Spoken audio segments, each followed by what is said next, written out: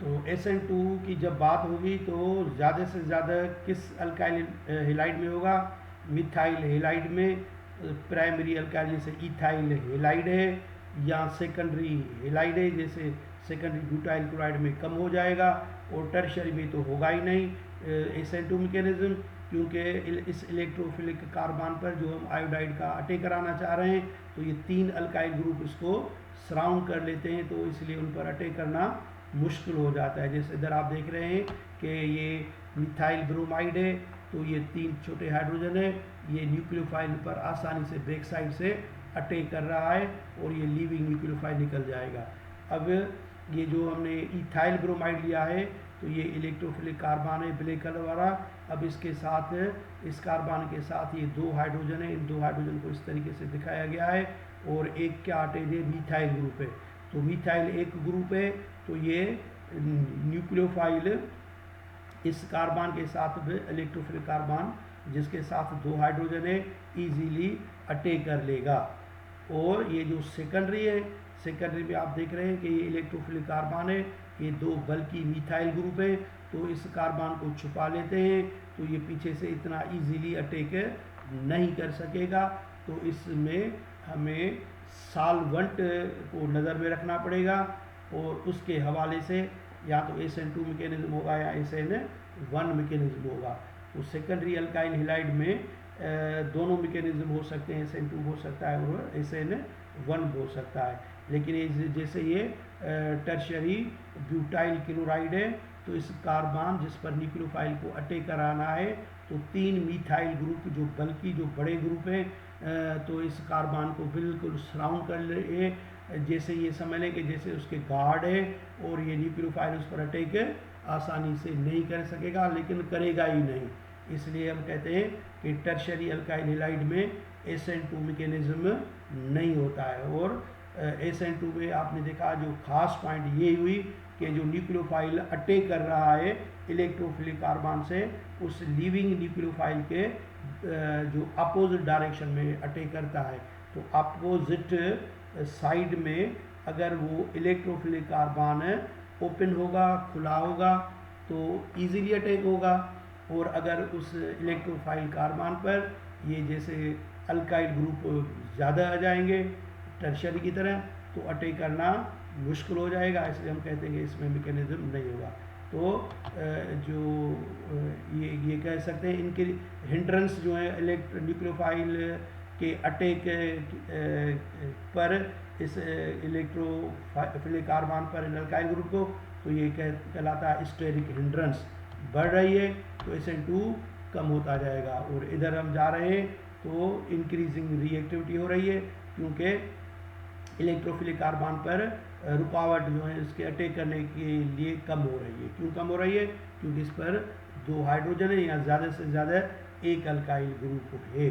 तो SN2 mechanism methyl chloride methyl bromide में होगा, और इथाइल क्लोराइड यहाँ किसी में प्राइमरी में होगा, टर्शरी में बिल्कुल नहीं होगा, सेकेंडरी में चांसेस होते हैं। हो सकता है, नहीं हो सकता है, कंडीशन पर डिपेंड करेगा। तो आपने ये देखा, तो मिथाइल हेलाइड ये ऑर्डर है प्राइमरी हेलाइड से ज़्यादा, और ये सेकेंडरी से ज़्यादा बिल्कुल कम हो जाएगा। तो methyl and primary alkyl halide under वो SN2 reaction with ease, secondary alkyl halide react more slowly, and tertiary alkyl halide do not undergo SN2 reaction, बिल्कुल नहीं होगा। अब ये सारी जितनी पॉइंट्स पढ़ी उनमें से जो हम पॉइंट्स याद करेंगे, जो MCQ हमें मिलेंगे, सिर्फ आप पूरे स्टडी में ये याद कर लें। तो केमिकल काइनेटिक मुताबिक इनका ऑर्डर ऑफ रिएक्शन क्या है, इनका रेट ऑफ रिएक्शन क्या है, के रेट कांस्टेंट, ये square bracket concentration, alkyl halide और न्यूक्लियोफाइल। तो अल्काइल हेलाइड पर डिपेंड करेगा कंसंट्रेशन पर, न्यूक्लियोफाइल पर करेगा। तो मैंने बताया आपको ये प्राइमरी अल्काइल हेलाइड होगा, और ये स्ट्रॉन्ग न्यूक्लियोफाइल होगा किसके मुकाबले में, इस X जो लीविंग न्यूक्लियोफाइल है, तो रिएक्शन ये जल्दी में होगा। और ये इसका मैकेनिज्म सिंगल स्टेप में होता है, 1 स्टेप मैकेनिज्म कहलाएगा। कई मरतबा जो ये क्वेश्चन आ चुका है एग्ज़ाम में कि SN2 जो है वो 1 स्टेप है या 2 स्टेप है, तो याद रख लें कहते हैं हम इसको SN2 है, और जब वन स्टेप कहते हैं तो कन्फ्यूजन हो जाती है। तो ये 2 जो है वो मॉलिक्युलरिटी को रिप्रेजेंट कर रहा है, या कह लें कि ऑर्डर ऑफ रिएक्शन को रिप्रेजेंट कर रहा है। और इसकी स्टोइचियोमेट्री क्या है, इसकी स्टीरियोकेमिस्ट्री क्या है। स्टीरियोकेमिस्ट्री जैसे मैंने आपको बताया कि उसकी जो अटैक न्यूक्लियोफाइल करेगा वो बैक साइड से करेगा पहले वाले न्यूक्लियोफाइल से, और इन्वर्शन ऑफ कॉन्फ़िगरेशन हो जाता है। जैसे मैंने इधर दिखाया आपको, ये इन्वर्शन कहलाएगा कि जो अटैक हमने इसमें दिखाई थी, तो ये फिर उसके बाद ये खुद को चेंज कर लेगा इसी फॉर्म में।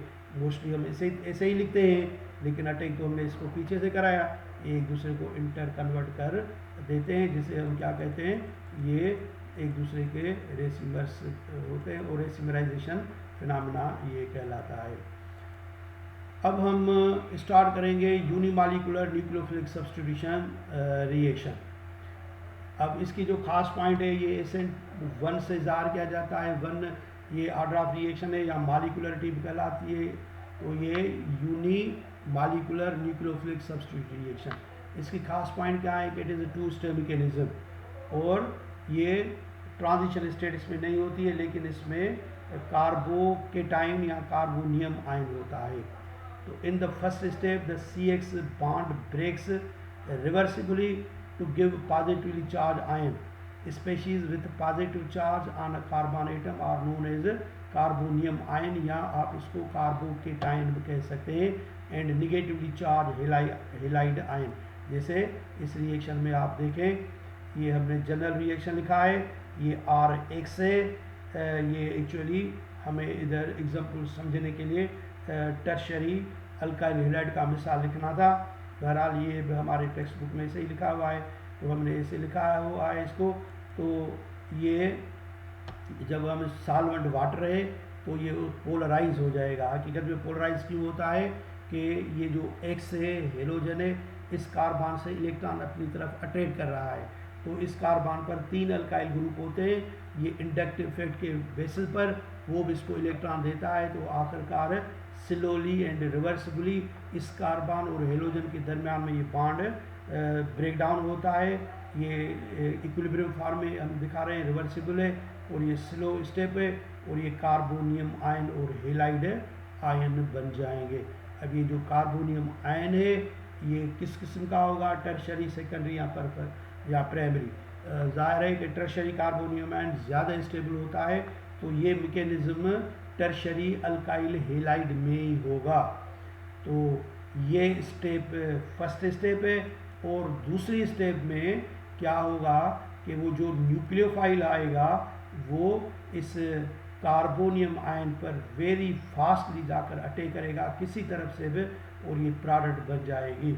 अब क्योंकि रिएक्शन 2 स्टेप में हुआ है, फर्स्ट स्टेप जो थी स्लो थी और सेकंड स्टेप फास्ट है, और हमें मालूम है कि जो स्लो स्टेप होती है वही रेट डिटर्मिनिंग स्टेप होती है, और फर्स्ट स्टेप में सिर्फ अल्काइल हेलाइड ने हिस्सा लिया है, एक molecule is involved, hence it is said to be unimolecular. So इस रिएक्शन का जो रेट ऑफ रिएक्शन दिखाएंगे कैसे, rate is equal to rate constant concentration of alkyl halide. ये मोलर कंसंट्रेशन है, माना रेट ऑफ रिएक्शन सिर्फ alkyl halide की नेचर पर ही डिपेंड करेगा, न्यूक्लियोफाइल की नेचर पर डिपेंड नहीं करेगा। इधर न्यूक्लियोफाइल चाहे स्ट्रांग हो चाहे वीक हो, कोई फर्क नहीं पड़ेगा, क्योंकि आपने देखा कि वो जो पहला हेलोजन यानी कि न्यूक्लियोफाइल था वो बॉन्ड ब्रेक कर चुका है, और बिल्कुल ये कार्बन जो है वो कार्बोनियम आयन या कार्बोकेटायन फ्री पड़ा है, इसलिए न्यूक्लियोफाइल इस पर इजीली अटैक करेगा।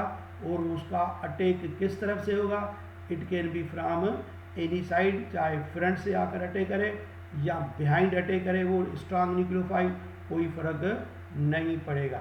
अब हम इस SN1 मैकेनिज्म को पर्टिकुलर मिसाल देकर और डिटेल में समझने की कोशिश